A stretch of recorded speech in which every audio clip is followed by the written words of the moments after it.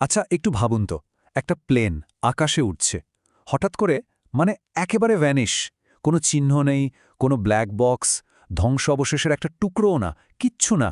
আর তারপর ঠিক ৩৭ বছর পর সেই একই প্লেন হুবহু একই রকম হঠাৎ করে আরেকটা দেশের এয়ারপোর্টে ল্যান্ড করে, যেন এই ৩৭টা বছর কাটেইনি। কি অদ্ভুত, তাই না? চলুন এই অবিশ্বাস্য গল্পের ভেতরে ঢোকা যাক। আর এই অদ্ভুত পরিস্থিতি শুরুটা হয় একটা সাধারণ রেডিও কল দিয়ে। এয়ার ট্রাফিক কন্ট্রোলের কাছে একটা কণ্ঠস্বর ভেসে আসে, বলছে এটি প্যান অ্যাম ফ্লাইট ৯১৪, নিউ ইয়র্ক থেকে মিয়ামি। ব্যাস, এই একটা বাক্যই যথেষ্ট ছিল সব কিছু ওলটপালট করে দেওয়ার জন্য, কারণ এই ফ্লাইটটার তো কোনো অস্তিত্বই থাকার কথা না। তো এই ঘটনাটা ঘটছে ভেনেজুয়েলার কারাকাস এয়ারপোর্টে। সময়টা হচ্ছে ৯ সেপ্টেম্বর ১৯৯২। একটা সাধারণ দিন, কিন্তু সেখানকার এয়ার ট্রাফিক কন্ট্রোল টাওয়ারে যারা ছিলেন তারা ঘুণাক্ষরেও টের পাননি যে কি একটা অবিশ্বাস্য জিনিস ঘটতে চলেছে। তো সেদিন আকাশ একদম পরিষ্কার ছিল, সবকিছু নর্মাল। হঠাৎই রাডারের স্ক্রিনে একটা ডট ভেসে ওঠে। কিন্তু ব্যাপারটা অদ্ভুত, কারণ প্রথমে প্লেনটা তাদের আধুনিক রাডার সিস্টেমে ধরাই দিচ্ছিল না। আর যখন দিল তখন দেখা গেল ওটা একটা পুরনো মডেলের DC-4 বিমান, মানে এমন একটা প্লেন যা বহু বছর আগেই আকাশ থেকে বিদায় নিয়েছে। কন্ট্রোলাররা তো রীতিমতো বিভ্রান্ত। আর যখন প্লেনটা সত্যি সত্যি রানওয়েতে নামল, গ্রাউন্ড ক্রুদের তো মাথা খারাপ হওয়ার জোগাড়।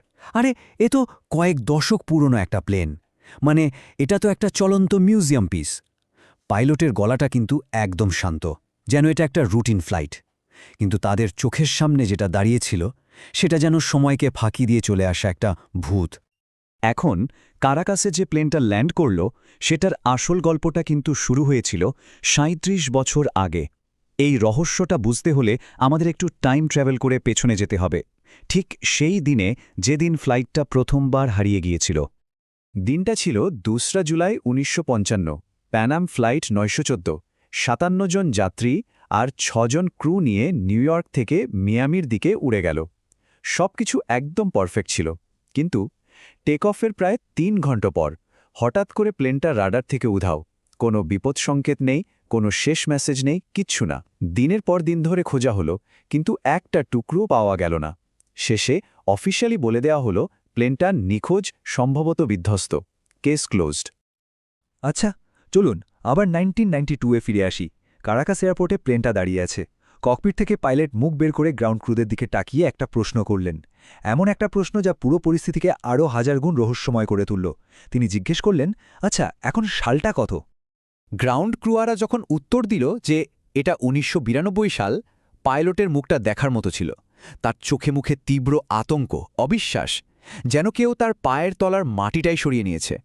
ভাবুন একবার, একটা মাত্র সংখ্যা ১৯৯২, আর তাতেই যেন তার পুরো দুনিয়াটা ওলটপালট হয়ে গেল।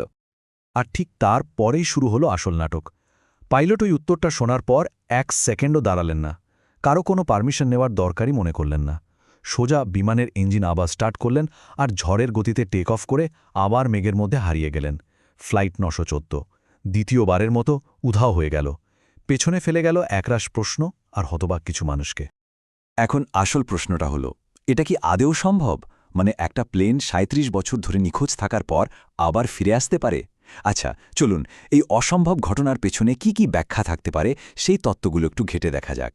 কিছু বিজ্ঞান আর কিছু কল্পবিজ্ঞান। বিজ্ঞানের জগতে একটা ইন্টারেস্টিং থিওরি আছে, নাম টাইম ডাইলেশন। সহজ ভাষায় বললে, আপনি যদি আলোর গতির কাছাকাছি স্পিডে যান তাহলে আপনার জন্য সময়টা অন্যদের তুলনায় ধীরে চলবে। কিন্তু সমস্যা হলো, ফ্লাইট ৯১৪ তো কোনো স্পেসশিপ ছিল না, ওটা ছিল একটা সাধারণ DC-4 প্লেন। তাই এই তত্ত্বটা এখানে ঠিক খাটছে না। আচ্ছা, বিজ্ঞানকে যদি একটু পাশে রাখি, তাহলে কল্পবিজ্ঞানের জগতে একটা দারুণ জিনিস আছে, ওয়ার্ম হোল, মানে স্পেস টাইমের মধ্যে একটা শর্টকাট। ভাবা হয় প্লেনটা হয়তো ভুল করে ওরকমই কোনো একটা টাইম টানেলের মধ্যে ঢুকে পড়েছিল, আর এক মুহূর্তের মধ্যে ৩৭ বছর পার করে সোজা ভবিষ্যতে চলে আসে। ওয়ার্মহোল ছাড়াও আরও অনেক জল্পনা কল্পনা আছে, যেমন কেউ বলে প্লেনটা হয়তো অন্য কোনো ডাইমেনশন বা মাত্রায় আটকে গিয়েছিল, আবার কেউ কেউ এটাকে গোপন কোনো মিলিটারি এক্সপেরিমেন্টের সাথেও জোড়ে। ঠিক যেমনটা ওই বিখ্যাত ফিলাডেলফিয়া এক্সপেরিমেন্টের গল্পে শোনা যায়, যেখানে নাকি একটা গোটা যুদ্ধজাহাজকে অদৃশ্য করে দেওয়া হয়েছিল। কিন্তু এত সব অবিশ্বাস্য তত্ত্ব, এত রহস্য, এর মাঝে একটা বড় কিন্তু আছে। কি হবে যদি এই পুরো গল্পটাই আসলে একটা মস্ত বড় ধোঁকা হয়? যদি এর পেছনের সত্যিটা একদমই অন্যরকম হয়? চলুন এবার একটু গোয়েন্দাগিরি করা যাক। এই কিংবদন্তির আড়াল থেকে আসল সত্যিটা খুঁজে বের করি। তো আসল সত্যিটা কি? কোনো ওয়ার্মহোল, গোপন পরীক্ষা?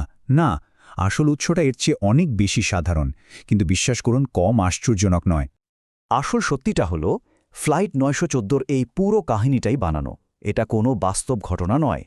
1985 সালে উইকলি ওয়ার্ল্ড নিউজ নামে একটা ট্যাবলয়েড পেপারে এই গল্পটা প্রথম ছাপা হয়, আর এই পেপারটা এই ধরনের অদ্ভুত আর কাল্পনিক গল্প বানিয়ে ছাপানোর জন্য বিখ্যাত ছিল। তাহলে ব্যাপারটা কি দাঁড়ালো? একদিকে আছে কিংবদন্তি, ৩৭ বছরের টাইম গ্যাপ, এটিসি রেকর্ডিং, অবাক হয়ে যাওয়া প্রত্যক্ষদর্শী, একটা বিশাল রহস্য। আর অন্যদিকে আছে আসল উৎস, একটা ট্যাবলয়েড পেপারের বানানো গল্প। আসলে হয়েছে কি, এই বানানো গল্পটাই ইন্টারনেটের যুগে মুখে মুখে আর শেয়ারের পর শেয়ার হতে হতে একটা আরবান লেজেন্ডে পরিণত হয়েছে। কিন্তু এখানেও একটা প্রশ্ন থেকে যায়, তাই না? একটা বানানো গল্প যার কোনো প্রমাণ নেই, সেটাকে এত মানুষ সত্যি বলে বিশ্বাস করে ফেলল কি করে? এর উত্তরটা কিন্তু লুকিয়ে আছে আমাদের নিজেদের মধ্যেই, আমাদের মনস্তত্ত্বের ভেতরে। আর লুকিয়ে আছে একটা ভালো গল্পের অবিশ্বাস্য শক্তিতে। এ ব্যাপারটাকে ম্যান্ডেলা এফেক্টের সাথে তুলনা করা যায়। এটা এমন একটা অদ্ভুত ঘটনা যেখানে অনেক মানুষ একটা ভুল জিনিসকে সত্যি বলে মনে রাখে। কারণ একটা মিথ্যে কথা বা গল্প এতবার বলা হয় যে একসময় সেটাই সত্যি বলে মনে হতে শুরু করে। আর আজকালকার দিনে একটা আধুনিক মিথ বা পৌরাণিক কাহিনী কিন্তু এভাবেই তৈরি হয়। প্রথমে ইন্টারনেটে একটা গল্প বারবার শেয়ার হয়, তারপর কোত্থেকে যেন কিছু প্রত্যক্ষদর্শী গজিয়ে ওঠে, যারা গল্পটাকে আরও বিশ্বাসযোগ্য করে তোলে। আর তার সাথে যদি জুড়ে দেওয়া যায় যে সরকার সব ফাইল গায়েব করে দিয়েছে, তাহলে তো ষড়যন্ত্রের গন্ধ পেয়েই মানুষ সেটাকে সত্যি বলে ধরে নেয়। কারণ নিব্যাখ্যাত জিনিসের প্রতি আমাদের একটা অদ্ভুত আকর্ষণ আছে। তাহলে ফ্লাইট 914 আসলে কি?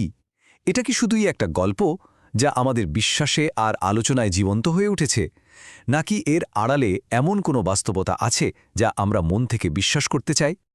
শেষ করার আগে একটা প্রশ্ন রেখে যাই। ফ্লাইট 914 গল্পটা হয়তো সত্যি না, কিন্তু এটার এত জনপ্রিয়তা, এটা কিন্তু আমাদের নিজেদের সম্পর্কে একটা সত্যি কথা বলে দেয়। আর সেটা হলো রহস্যের প্রতি, অজানার প্রতি আমাদের তীব্র আকর্ষণ। আমাদের জানা দুনিয়ার বাইরে কি আছে সেটা জানার একটা প্রবল ইচ্ছা। আচ্ছা, একটা গল্পকে কি সবসময় সত্যি হতে হবে আমাদের ভেতরের এই আকাঙ্ক্ষাটাকে তুলে ধরার জন্য? ভাবার মতো বিষয়, তাই না?